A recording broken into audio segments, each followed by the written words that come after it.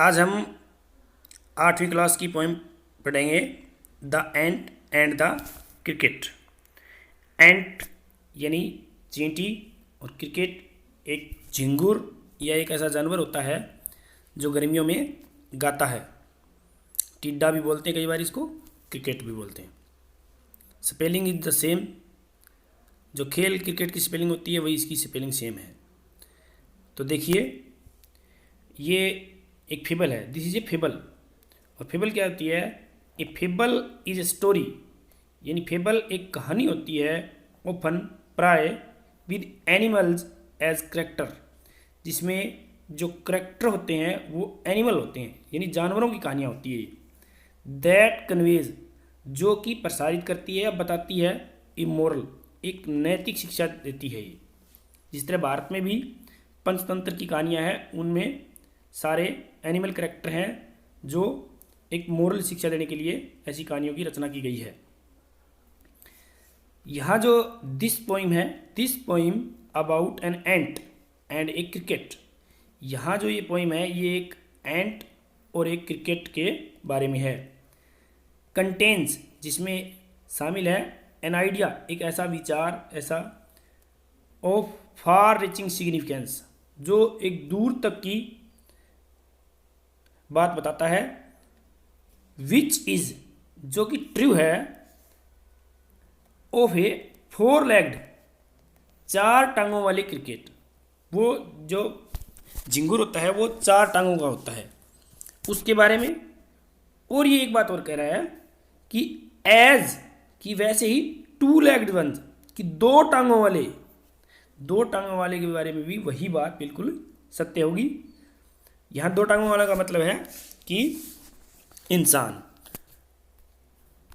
Surely, बिल्कुल, you have seen A cricket, आपने बिल्कुल क्रिकेट देखा होगा, दैट हैज टू लेग्स, जिसकी दो टांगें होती है। तो यहाँ थोड़ा सा ये एक इंसान के बारे में बात कर रहा है कि इंसान की दो टांगें होती है, और वो भी एक क्रिकेट की तरह एक सिल्ली और मूर्ख होता है। तो हम अब ये पोएम पढ़ेंगे, देखना। ये जो पोइम है इसमें मैंने कुछ निशान लगाए हैं। जो ब्लू कलर के निशान आपको दिखाई दे रहे हैं, दैट्स आर वर्ब। ये सारी वर्ब हैं, इनको आप अलग से लिख लेना, बाद में इनका स्क्रीनशॉट ले लेना। और जो इसमें ब्लैक अंडरलाइन किए गए हैं, जैसे cricket, months, spring, home, winter, ये आप देख लेना। फ्लावर, लीफ, ये जो सारे शब्द हैं ये सारे नाउन हैं। तो ये आप थोड़ा सा अलग से लिख लेना, इनको वर्ब अलग लिख लेना और नाउन अलग लिख लेना। ये अलग अलग काम होंगे आपके। अब हम इस पोएम पर आते हैं। वैसे तो ये पोएम काफ़ी लंबी है, इसलिए हम इसको दो पार्ट में पढ़ेंगे। तो आज हम पहला पार्ट इसका शुरू करने जा रहे हैं कि ए सिली यंग क्रिकेट। सिली होता है मूर्ख, यंग होता है जवान, क्रिकेट झिंगुर या टिड्डा। एक जवान मूर्ख टिड्डा एक्सटोम्ड, शौकीन था, टू सिंग, गाने का बड़ा शौकीन था वो। थ्रो द वारम, यानी जब गर्मी थी, सनी मंथ्स, धूप वाले महीने थे, ऑफ, किस सीजन के? गे समर, प्यारी गर्मी थी, एंड स्प्रिंग, और बसंत ऋतु थी। यानी जब वो गर्मियाँ और बसंत, जब बहुत प्यारा मौसम था, बहुत प्यारे धूप वाले दिन थे, उन दिनों वो एक्स्टोम टू सिंग, गाता फिरता था, गाने का बड़ा शौकीन था। अब गर्मियों में तो गाने का शौकीन था, लेकिन अब क्या हुआ? बिगेन, उसने शुरू कर दिया, टू कंप्लेन, शिकायत करना, वैन, जब, ही फाउंड, जब उसने पाया, फाइंड की सेकंड फॉर्म है फाउंड, पाया, एट होम, अपने घर में, क्या पाया? हिज कपबर्ड, उसकी अलमारी। कपबर्ड होती है जो दीवार के अंदर जो अलमारी होती है, उसको कपबर्ड बोलते हैं। ये कपबोर्ड नहीं है, कपबर्ड है। कपबर्ड वाज एम्प्टी, यानी उसकी जो अलमारी थी घर में वो खाली थी। अब उसको शिकायत शुरू हो गई। एंड विंटर वाज कम, और सर्दियाँ आ चुकी थी। अब सर्दियों में अलमारी खाली है, खाने के लिए कुछ नहीं है, अब क्या होगा देखो। नोट ए क्रम to be found.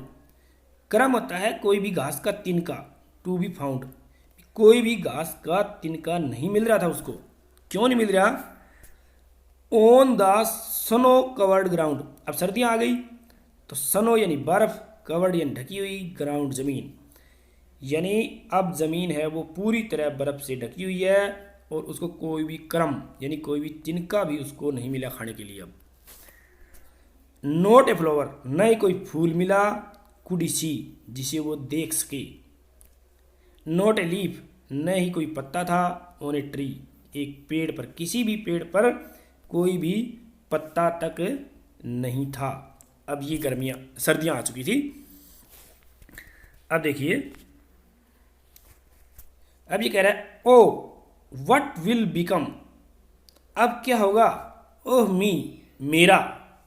What will become, क्या होगा? ऑफ मी, मेरा क्या होगा? सेज द क्रिकेट, अब ये क्रिकेट कहता है, अपने आप से कहता है ये कि मेरा क्या होगा। एट लास्ट, आखिर में, बाई स्टारवेशन, स्टारवेशन मीन्स भूख, एंड फेमाइन या फेमिन भी बोलते हैं इसको, फेमाइन भी बोलते हैं, फेमिन ज़्यादा प्रचलित है। मेड बोल्ड, अब मेक की सेकंड फॉर्म है मेड। अंत में भूख और फेमिन, फेमिन होता है अकाल, अकाल पड़ना, जब खाने के लिए कुछ नहीं मिलना उसको बोलते हैं फेमिन। मेड बोल्ड यानी उसे बना दिया, बोल्ड बना दिया, उसे बहादुर बना दिया। ऑल ड्रिपिंग, सब कुछ टपक रहा था।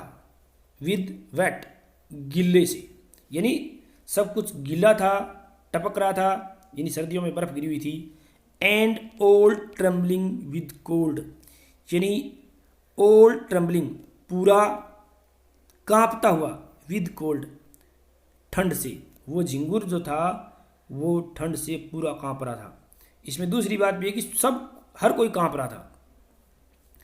As he set off, set off मतलब चल पड़ना, to a miserly aunt, miserly होती है कंजूस, वो कंजूस चींटी के पास चल पड़ा। टू सी, ये देखने के लिए, इफ कि टू कीप हिम अलाइव, कि वो किसी प्रकार जिंदा रख सके अपने आप को, हिम अपने आप को। ही वुड ग्रांट, कि वो मांगेगा, क्या मांगेगा? हिम अपने लिए, शेल्टर आश्रय, फ्रॉम रेन, यानी बारिश से उसको आश्रय मिल जाए। एंड ए माउथफुल, यहां माउथफुल का मतलब है पेट भर, ऑफ ग्रेन यानी अनाज मिल जाए। एक तो उसको क्या मिल जाए? शेल्टर मिल जाए, किससे? रेन से। एक उसको क्या मिल जाए? माउथफुल यानी पेट भर क्या मिल जाए? अनाज मिल जाए। ही विश्ड, उसकी इच्छा थी, उसने इच्छा क्या की? ओनली, केवल, टू बोरो, केवल उधार लेने की इच्छा उसने की है, बोरो।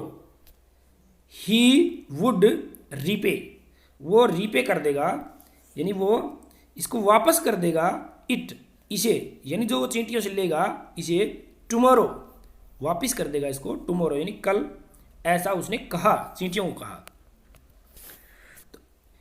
इफ नॉट, और यदि नहीं, यानी यदि वो चींटियां उसे नहीं देती है, ही मस्ट डाई, कि वो अवश्य ही मर जाएगा, ऑफ स्टारवेशन, भूख, एंड सोरो, और दुख से वो अवश्य ही मर जाएगा।